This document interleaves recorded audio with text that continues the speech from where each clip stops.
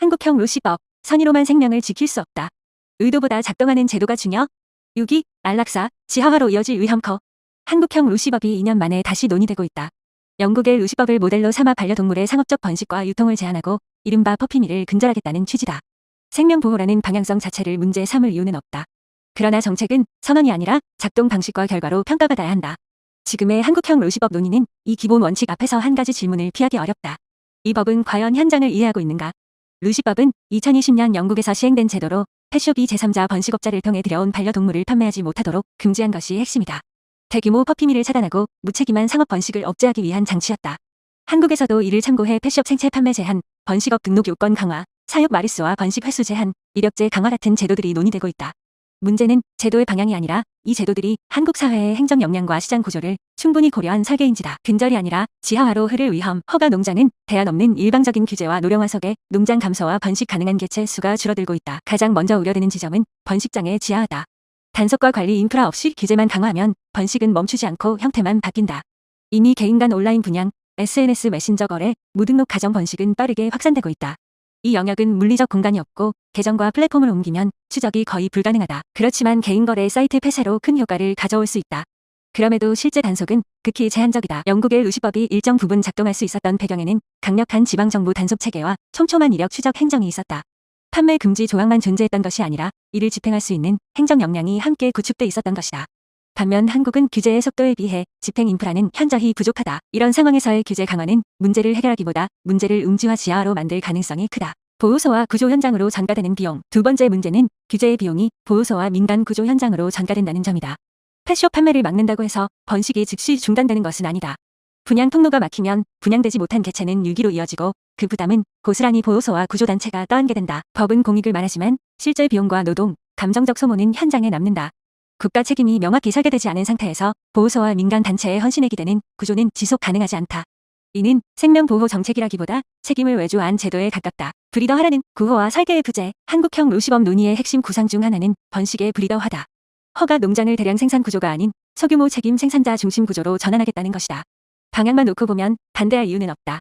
문제는 이 전환이 충분한 사회적 합의나 검증 없이 시행령 중심으로 사실상 강행되고 있다는 점이다. 현재 허가 농장은 인력 대비 사육 개체 수를 지속적으로 줄이라는 요구를 받고 있다. 1인 100두에서 50두로 다시 그 이하로 내려가는 흐름이다. 표면적으로는 복지 기준 강화지만 현장에서는 곧바로 경영 불가능성으로 이어진다. 인력을 늘리면 인건비 부담으로 손실이 발생하고 개체 수를 줄이면 남은 개체의 이동과 보호, 사후 관리는 어디에서도 책임지지 않는다. 줄이라는 행정만 있고 이후의 보상과 생명에 대한 설계는 없다. 이는 복지 정책이 아니라 책임의 공백이고 학대다. 비현실적인 번식 기준과 지속 불가능한 구조. 번식 기준 역시 현실과 괴리가 크다.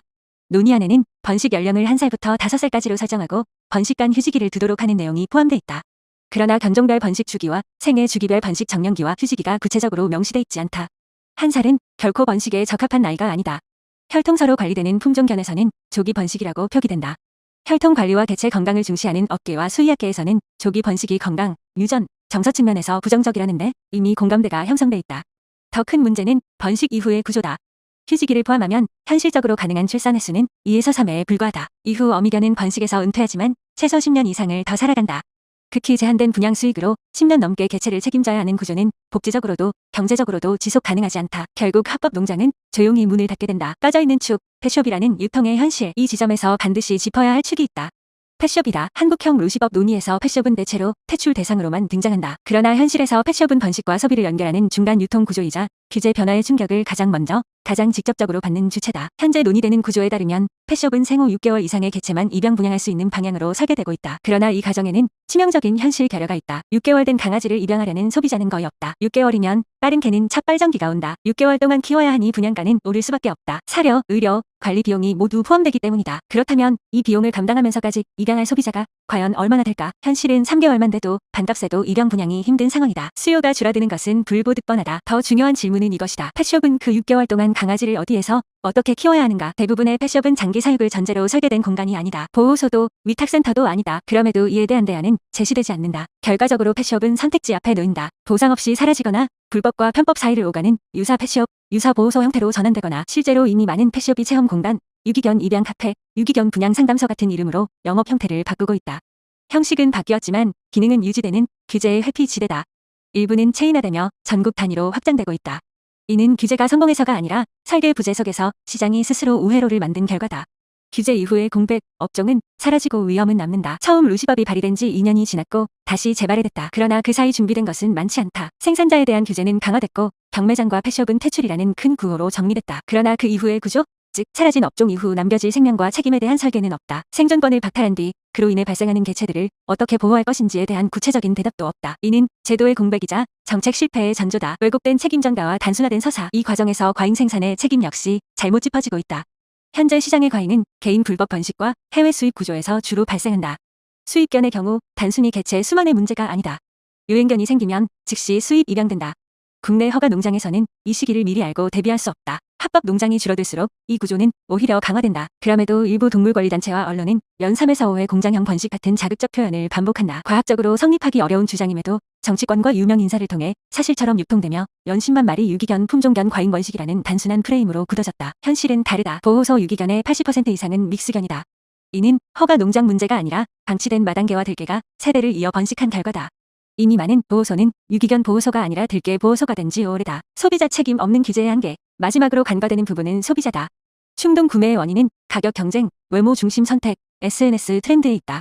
그러나 한국형 루시법 논의에서 구매자의 책임과 교육, 정보 공개는 늘 부차적인 문제로 밀린다. 수요가 줄지 않으면 공급은 형태만 바뀔 뿐 사라지지 않는다. 필요한 것은 금지가 아니라 설계다. 정책적으로 필요한 것은 전면 금지가 아니라 단계적 차등 규제다. 번식 규모와 관리 수준에 따라 규제 강도를 달리하고 인증제를 통해 책임 있는 번식을 제도권 안으로 끌어들여야 한다. 동시에 지자체의 단속 인력과 예산을 확충하고 보호구조 치료 비용에 대한 국가 책임을 명확히 해야 한다. 반려동물 구매, 전 교육 의무화와 정보 공개 역시 병행돼야 한다. 한국형 루시법의 취지는 옳다. 그러나 준비 없는 규제는 동물의 고통을 줄이기보다 유기 불법 안락사 지하화로 이어질 위험이 크다. 허가 농장에만 규제를 집중할 것이 아니라 불법 번식 개인 분양 플랫폼 요통을 우선적으로 차단해야 한다. 수입견 관리도 적극적으로 해야 한다. 그 방법은 어렵지 않다. 사이트 차단, 플랫폼 책임 강화, 소비자 교육만으로도 상당 부분 정리할 수 있다. 동시에 허가 농장이 동물복지 농장으로 전환할 수 있도록 실질적인 인센티브와 지원이 병행돼야 한다. 그러나 지금의 모습은 생명을 보호하기보다 업종을 소멸시키고 시장을 음지와 해외로 밀어내는 구조에 가깝다. 생명을 지키는 법은 선언으로 완성되지 않는다. 현실을 직시한 설계로 증명돼야 한다.